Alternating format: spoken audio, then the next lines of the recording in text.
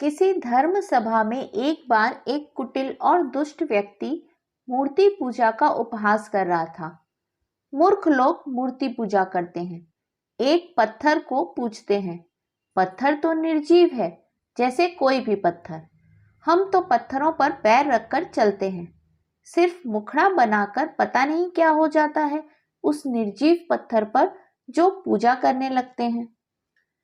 पूरी सभा उसकी हाँ में हाँ मिला रही थी। स्वामी विवेकानंद भी उस सभा में मौजूद थे।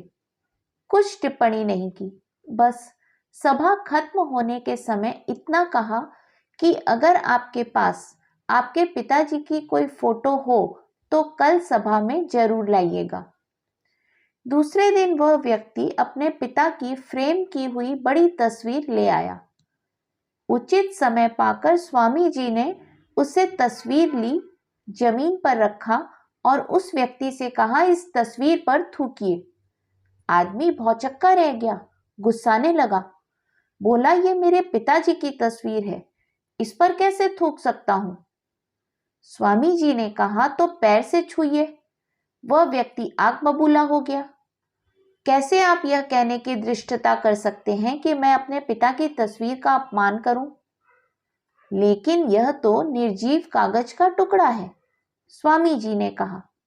तमाम कागज के टुकड़े हम पैरों तले रौंदते हैं, लेकिन यह तो मेरे पिताजी की तस्वीर है, कागज का टुकड़ा नहीं।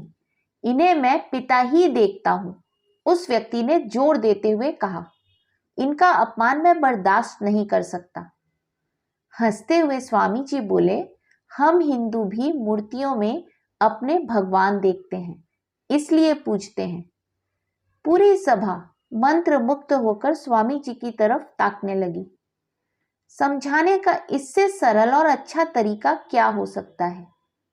मूर्ति पूजा द्वैतवाद के सिद्धांत पर आधारित है। ब्रह्म की उपासना सरल नहीं होती, क्योंकि उसे देख नहीं सकते। ऋषि मुनि ध्यान करते थे, उन्हें मूर्तियों की जरूरत नहीं पड़ती थी। आंखें बंद करके समाधि में बैठते थे, वह दूसरा ही समय था।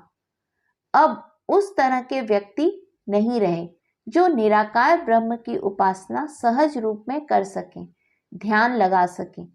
इसलिए साकार आकृति सामने रखकर ध्यान केंद्रित किया जाता है। भावों में ब्रह्म को अनेक देवी देवताओं के रूप में देखते हैं, भक्ति में तल्लीन होते हैं, तो क्या अच्छा नहीं करते? माता पिता की अनुपस्थिति में हम जब उन्हें प्रणाम करते हैं तो उनके चेहरे को ध्यान में ही तो लाकर प्रणाम करते हैं। चेहरा साकार होता है और हमारी भावनाओं को देवियों देवताओं के भक्ति में ओतप्रोत कर देता है। इस कहानी का संदेश मेरे दृष्टिकोण से, मूर्ति पूजा से हमारी भावनाएं पवित्र होती हैं और ईश्वर से प्रेम बढ़ता है। हरि ओम।